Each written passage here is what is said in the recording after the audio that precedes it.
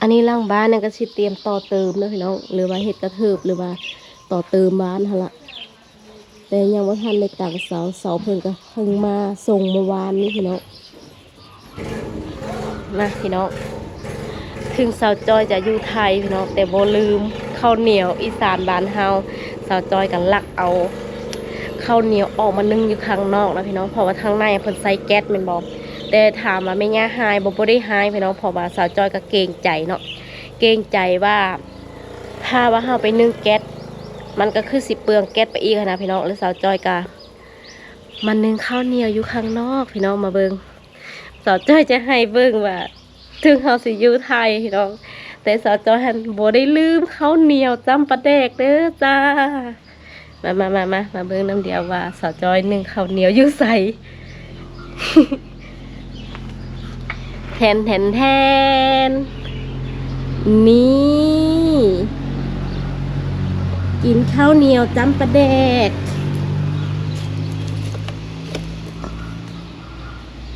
นี่แหละพี่น้อง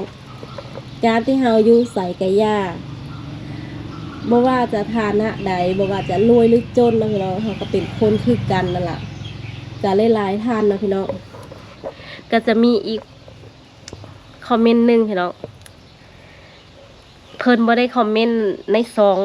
อย่างเดียวนะเพิ่นจะแซดมาหาสาวจอยแบบส่วนตัวเลยอะคลิปที่สาวจอยไปกินเค้กนะพี่น้องหรือว่าพิซซ่าอยู่เฮือนป้าอิ๋วหั่นล่ะเพิ่นก็สงสารสาวจอยสงสารคนที่ไม่เคยได้กินอะไรประมาณนี้บ่เคยได้กินของแซ่บๆประมาณนี้เนาะขอบคุณนะที่เป็นห่วงขอบคุณที่แบบยังเป็นห่วงเป็นใยสาวจอยอะการกินมันเป็นเรื่องเล็กนะพี่น้องเนาะเราพึงพอใจแล้วก็พอใจสิ่งที่เรามีพอใจสิ่งที่เราเป็นแล้วก็พอใจที่สิ่งที่แวดล้อมที่สาวจอยได้อยู่นะพี่น้อง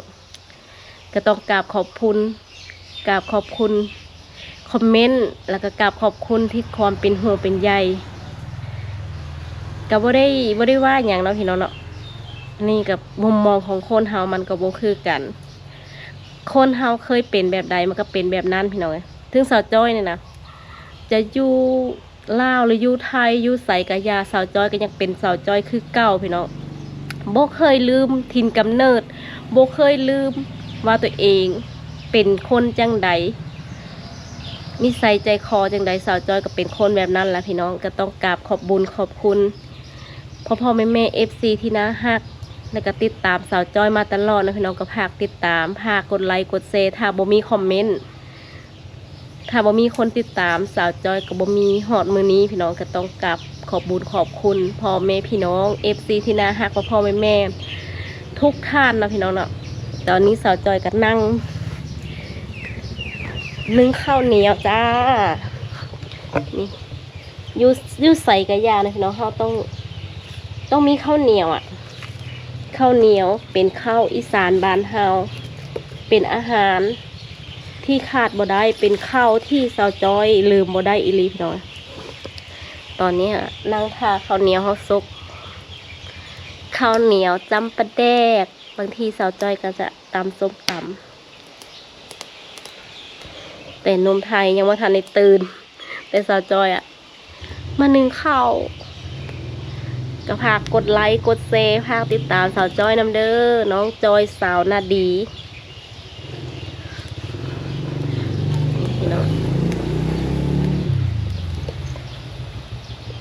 กำลังขึ้นอายเลยหุ้ยบนสาวจอยจะเปิดเห็ดเลยว้าข้าวเหนียวอีสานบ้านเฮาอุ้ยมารอติดตามมันสุกพี่น้องสาวจอยจะมาเบิงมาให้พี่น้องเบิงว่าข้าวเหนียวอ่อนซ้ำใดเนาะเห็นไหมบ๊ายบายก็เดี๋ยวติดตามอีพีหน้าค่ะเพราะว่าเดี๋ยวจะให้เบิงว่าข้าวเหนียวสาวจอยจะเป็นจังใดนะ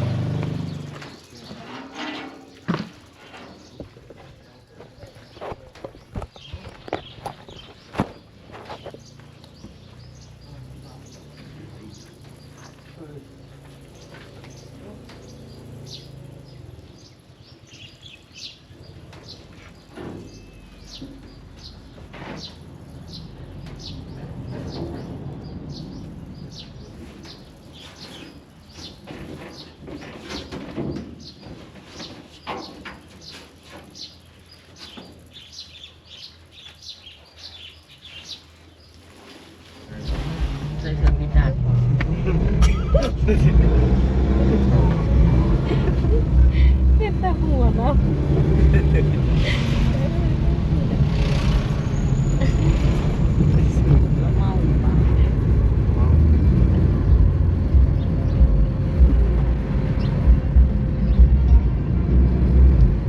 เฮือนหลังนี้งามเฮง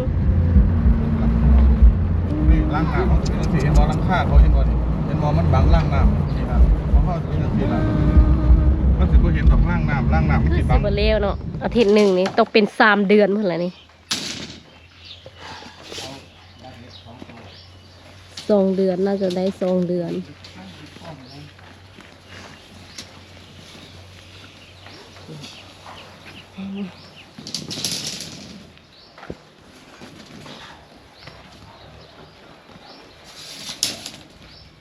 คือกรอบนี่ ร้อนรับยาฉันคุยเด้อบอกอีพึ่งมานั่ง ลองสิเอาจักเข้ ยาลูกกระเพาะ กินไม่ไงลูกกระเพาะโอ้เจ้าต้องกินเข้พุ่น ขาหลังมันเกิดใส่ได้ไอ้ฟังลงไป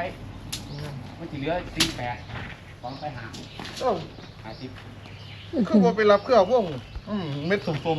ๆว้าวแล้วก็น้องที่มัน โอ้มัน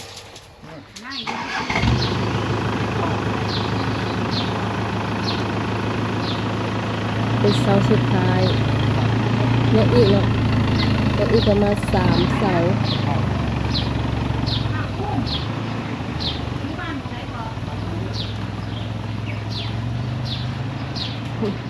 ก็คือเขาเรือกันนะ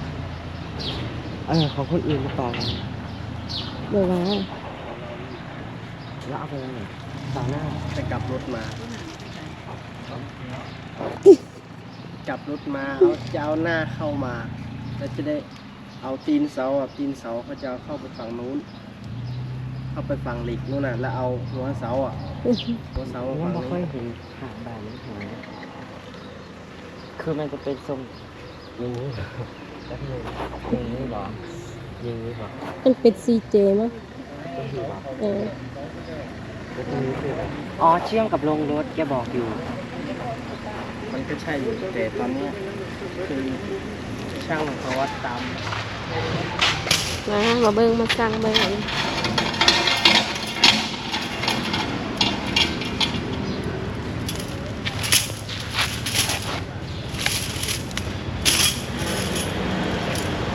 พ่ออะไร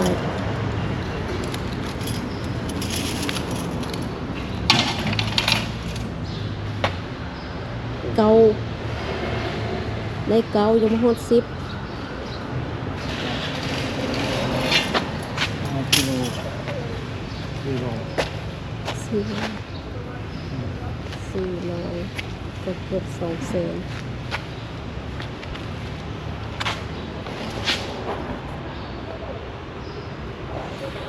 เพื่อสิเอาแต่น้อยอีกแล้วพี่น้องไว้เห็ดลักหัว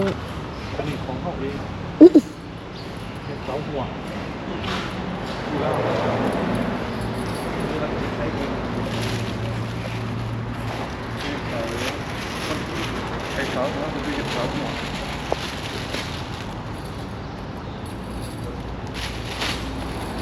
ถ้าหมายว่าตัวน้อยก็ราคาเดียวกันเลยวะคิดว่าตัวน้อยก็สิลดลงบ่แม่นนะ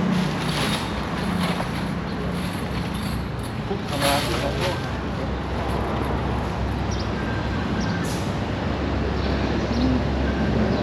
ต้องรับ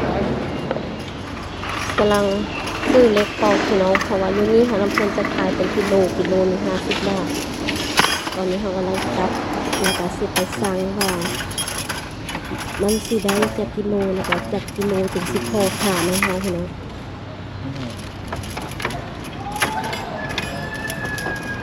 มาอยู่บ้านเนาะแบบเป็นเส้นเนาะขายเป็นเส้นเลยอันนี้แบบขายเป็นปอกนี่คือ สะดวกตัวเนาะ พี่ก็ยังบ่ได้แบบมาคัดอีกมาเฮ็ดอีกนะมันก็เสียเวลาอันนี้มันเฮ็ดสำเร็จรูปเลยมือก็มีแต่เขาจับเสร็จเลยโอ้สะดวกสบายอีกมือแฮะมากในความสะดวกสบายนี่แหละ คือแบบคือ1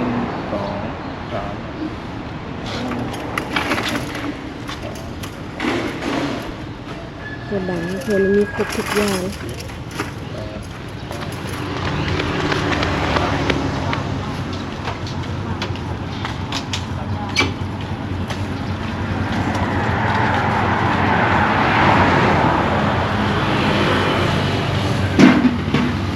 ของเต็ม